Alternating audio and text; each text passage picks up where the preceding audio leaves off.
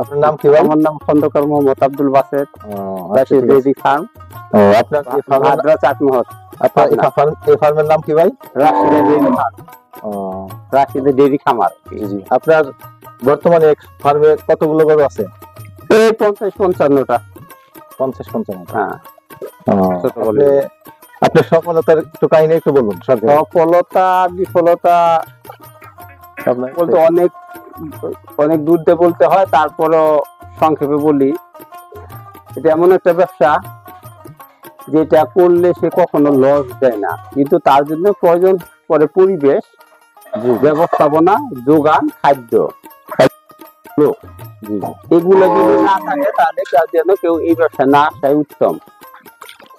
আর ভালো একটা বকন বা গাছ গরু লাগে 5-6 বছরের মধ্যে তো একটার থেকে যদি সেখানে না ধরে তাহলে আপনার 20টা গাভী হওয়া সম্ভব।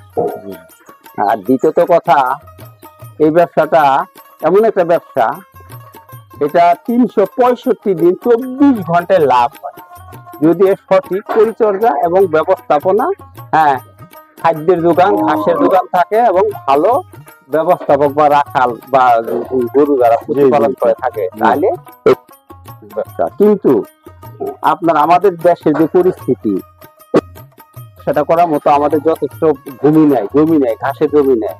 আর আমরা যে পরিমাণ টাকা দুধ বিক্রি করি তার চেয়ে খাদ্যের দামটা বেশি। আর শ্রমিক, আমাদের এখানে কোনো শ্রম আইন আছে ঠিক, কিন্তু গ্রামে কোনো শ্রম আইন চলে না।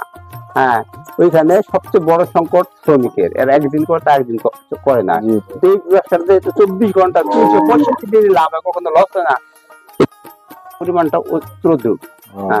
তারপরে ভালো একটা দিক আছে এখানে, সেটা হলো আপনার যেমন আফ্রিকা অনেক স্বর্ণের খনি আছে, কিন্তু এই বলে আফ্রিকার মানুষের জীবনযাত্রা মানচিত্র উন্নত না। কারণ ওই স্বর্ণ উঠানোর মতো ব্যবস্থা, প্রযুক্তি এবং অর্থ তাদের নাই।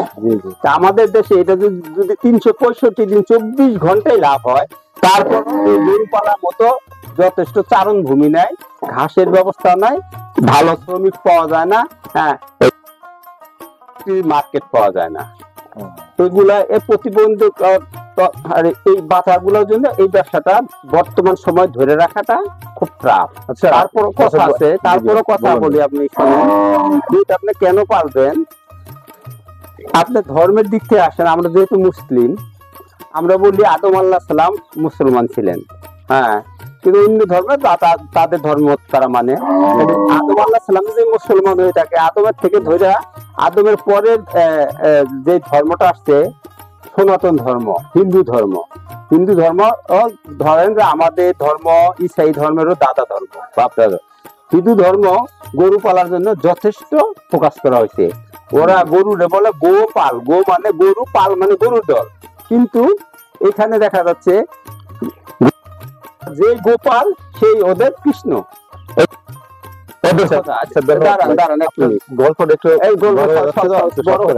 তারপরে ধরেন আছে খ্রিস্টান ধর্ম। এই গরু ঘর সম্বন্ধে, গরু পালবেন কেন আপনার, সেটাই বলতেছি। খ্রিস্টান ধর্ম ওদের প্রভু যিশু বা ঈসা গোয়াল ঘরে, আমরা মুসলিম কিন্তু ওদের ওই খ্রিস্টানরা ভাবে গোয়াল ঘর দিয়ে খাইছে। তাহলে মুসলমান ধর্ম সূরা বাকারা, বাকারা অর্থাৎ বরকত, কোরআন প্রথম বাকারা মানে গাভী। তাহলে ওইখানেও 3টা ধর্ম গরু পালার সম্বন্ধে ব্যবস্থা। গরু পালবেন না, পালবেন, আমি বলবো না যে আমি পালতেছি আপনারা পালবেন না, তা না। আর 3টা ধর্ম আপনি বাতিল মনে করেন, কিন্তু আপনার বাপ দাদা বলতো কি যেমন তেমন 2টা গাই, যেমন তেমন 2টা ভাই। একটা 2টা গাভী থাকলে 500 দুধ বাজার নিলে প্রতিদিন মতো ভালো বাজার খাওয়া যায়। আপনার গরু পালেন, যদি আপনাদের ব্যবস্থাপনা থাকে নিজেরা পালতে পারেন, তবে শ্রমিকের উপর নির্ভর করে বর্তমান যুগে গরু পাইলেন না। না না না। ধন্যবাদ বাসুদ ভাই। আচ্ছা, আমি শুরুতে বলবো, আপনি প্রথমে কতটা গরু নিয়ে? আমার প্রথম 2টা গরু নিয়ে লাগছিলাম, শত গরু, শত বিক্রি করছি। এমন বছর নয় 10 বিক্রি। খামারটা দেখি, খামারটা এখানে কয়টা? এখানে 1 2 3 4 5 6 7, এই 14টা আছে। আর সামনে আসলে দেখি 7টা। একদম সব দেখেন, খুব পিছিল পড়লে একেবারে 7 জায়গাতে শেষ হয়ে যায়।